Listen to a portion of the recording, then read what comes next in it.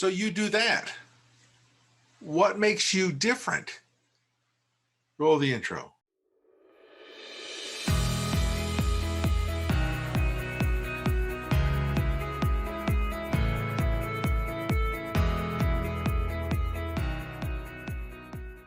Greetings and welcome to the Contracting Guy. I am the Contracting Guy, and today I want to talk about why you. What makes you different or better?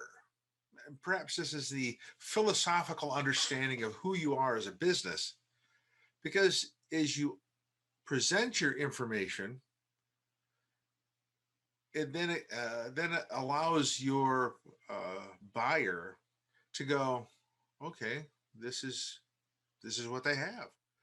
You need to explore deeply what is your competitive edge or competitive advantages.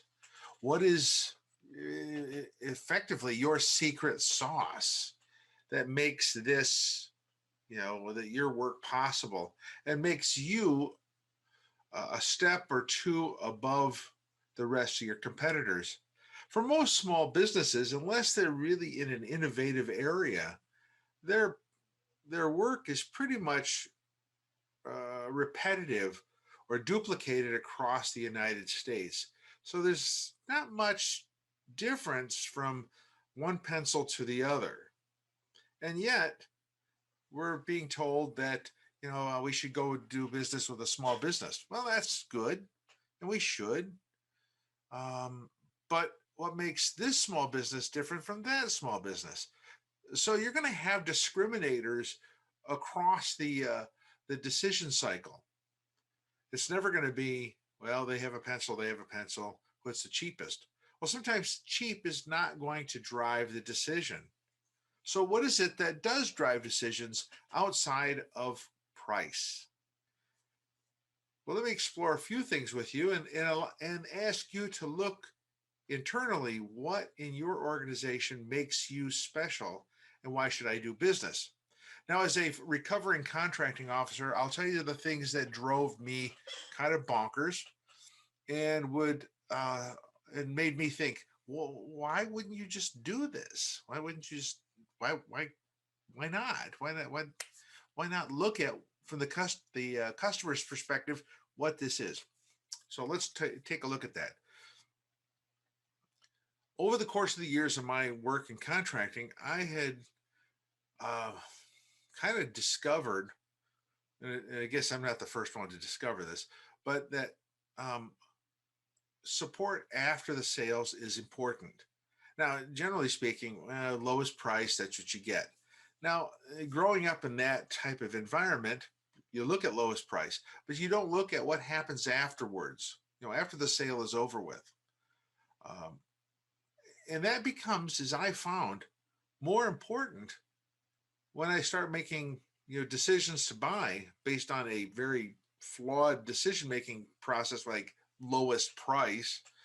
I start realizing that there are people who have maybe not the lowest price, but they do have great after sales support, help desks, escalation methods, project management.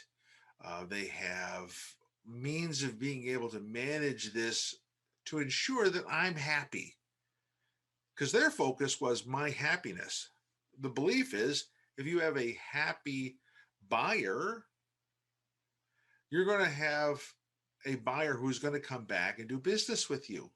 So here's my share with you is determine what your secret sauce is. And it can't be the product you sell, unless that is so dang secret that is it. It's most likely what you as your company adds value to. These are all added value pieces. It may not necessarily be a line item cost, but they are part of who you are as a business. So let me just explore a few and then challenge you to look internally to see if there's more. Project management, very important. Your ability to report status, very important. Feedback, much like the last two, very important. Um, Sort of verifying the customer is happy. That's important.